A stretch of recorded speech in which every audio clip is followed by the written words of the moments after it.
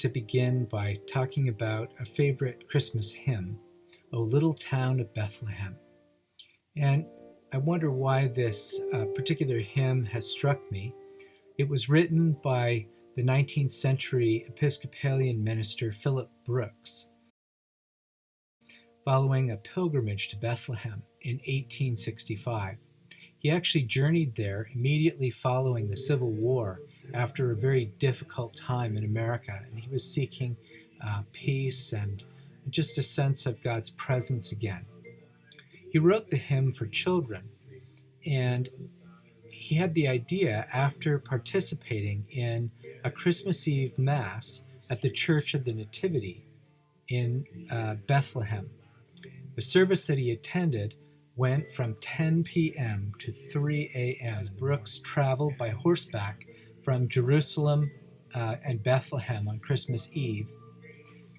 The journey inspired the words that he later wrote.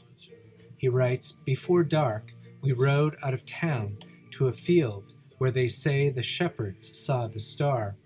It was a fenced piece of ground with a cave in it, in which, strangely enough, they put the shepherds. Somewhere in those fields we rode through, the shepherds must have been. As we passed, the shepherds still kept watching over their flocks or leading them home to the fold." So, with this scenery in mind, he was inspired to write this beautiful lyrical poetry that imagines the first Christmas scene. O little town of Bethlehem, how still we see thee lie. Above thy deep and dreamless sleep, the silent stars go by. Yet in thy dark street shineth the everlasting life. The hopes and fears of all the years are met in thee tonight. He then moves on to talk about how the whole creation praises the birth of the newborn King. O morning stars together proclaim thy holy birth, and praises sing to God the King, and peace to men on earth. For Christ was born of Mary, and gathered all above, while mortals sleep and angels keep their watch of wondering love. You can imagine the quiet adoration of being in that place and just thinking about these things. He then highlights the purpose of Christ's coming to make his home in our own hearts. How silently the wondrous gift is given, so God imparts to human hearts the blessings of his heaven. No ear may hear his coming, but in this world of sin, where meek souls will receive him still, the dear Christ enters in. The next stanza was originally written directly to children. This whole song was written to be performed for children at his own Church of Holy Trinity in Philadelphia. But in this, he draws special attention to Our Lady.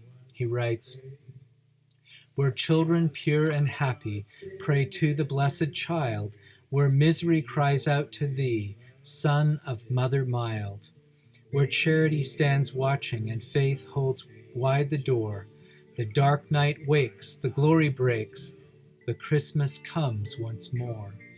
Now it's interesting, these familiar words that we hear, Son of Mother mild, were not the original words that Brooks wrote in this poem. He originally wrote Son of the Undefiled, but his composer thought this was too Marian for Episcopalians, so he toned it down to Mother mild. The final stanza reminds us of the first gospel message and the true meaning of Christmas. O holy child of Bethlehem, descend on us, we pray. Cast out our sin and enter in. Be born in us today. We hear the Christmas angels the great glad tidings tell. O come to us, abide with us, O Lord Emmanuel. Little town of Bethlehem, how still we see thee lie. Above thy deep and dreamless sleep, the silent stars go by. Yet in thy dark street shine the everlasting light. The hopes and fears memories of all the years